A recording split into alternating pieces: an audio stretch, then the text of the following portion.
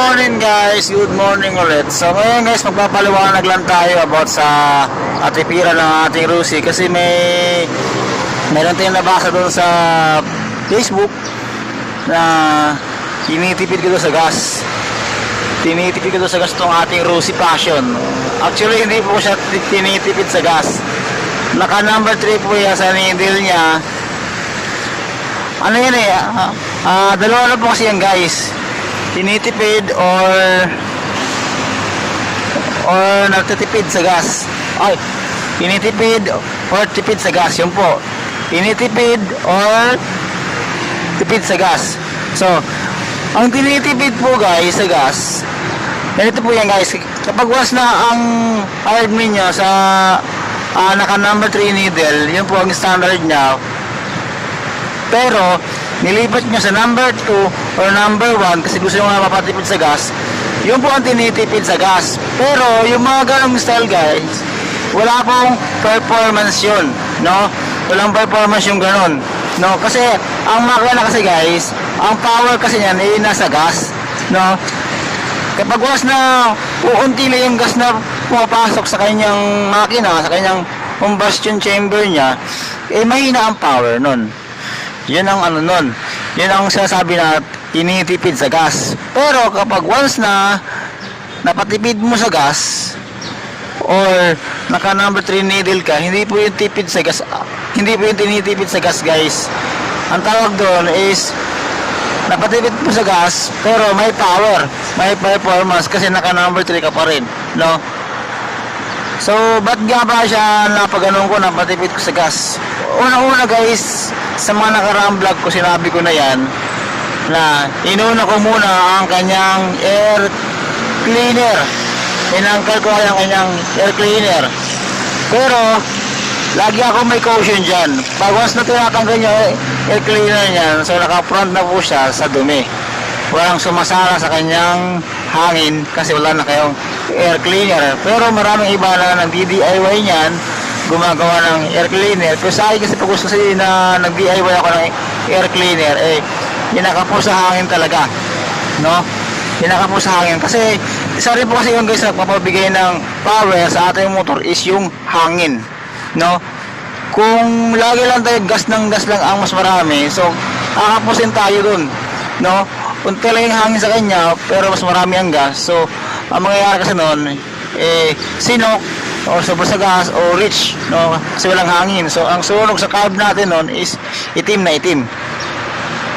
Ang sunog sa spark plug pala, spark plug is itim na itim, ano? Hindi siya optimal.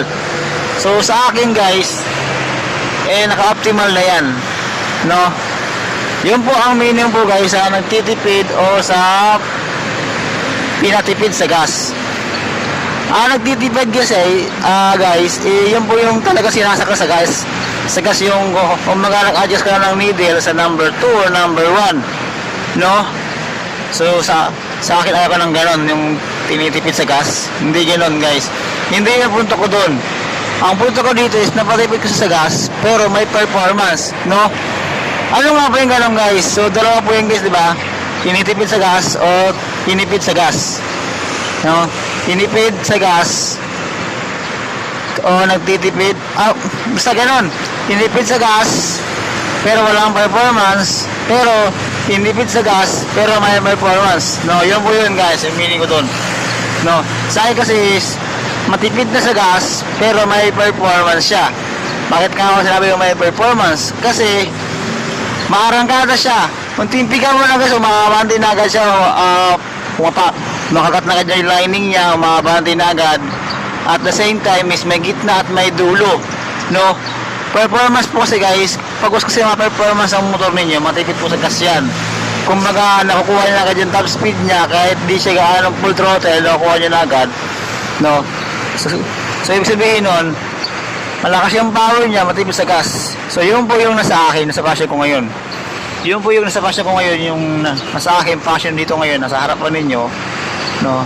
Actually, stock carb, CVT tuning lang ginawa ko dyan, pero napatipid ko sa gas. Pero may performance po rin yan guys, no? Gaya sasabi ko, may performance po yan guys.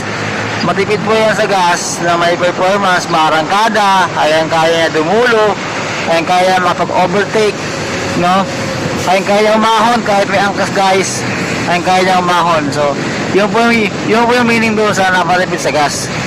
Yun po yun, no? Kasi meron doon nagsabi na tinitipid ko sa gas pero walang performance. So, run niyo po itong motor ko guys. Libre po testing dyan. Puntahan niyo po lang ako dito sa Taguig o chat niyo po ako, i-PM niyo po ako kung saan yung matry yung meron itong performance. So, dito tayo mag-testingan sa C5, no? Dito tayo mag-testingan, no? Ito guys, mababa na po ang minor niyan. Hindi na po mataas yan. At naka-flyable combination yan. Ang minor niyan, I think, basta mababa ang minor niya, hindi na sa standard na minor. Kasi pag standard kasi nito guys, pag kasi na yung minor mataas, sabihin nun, naka-straight ka pa. So, dapat nga, pag na nakapag flyable combination ka, pwede ka na magbaba ng minor kasi naka-flyable combination ka na diba? Dapat nga ganun kasi nangyayari kasi guys, mataas wala ng minor mo. Sa akin guys, mababa ng minor niya, pero malakas ang marangkada. No? So, yun lang guys. Ang kondon, ano ko to, sinasabi ko sa inyo guys na tipid sa gas pero hindi tinipid sa gas, di ba? Tipid sa gas pero may performance. Iba po yung tinipid sa gas pero walang performance. Ito tipid sa gas na siya, no? Actually, yung isang full tank ko nakaka 150 kilometers na ako o lampas na isang full tank 150 kilometers. Saka pa doon, di ba? 150 something, mga pataas, mga ganun. So, yung 150 guys, may uphill na yun Ewan ko sa patag sa mga city driving, hindi ko alam kung ilang kilometro ang ilalayo niya. No, kasi natesting ko talaga siya pumunta ako ng Batangas sa Bayquebian Tunnel.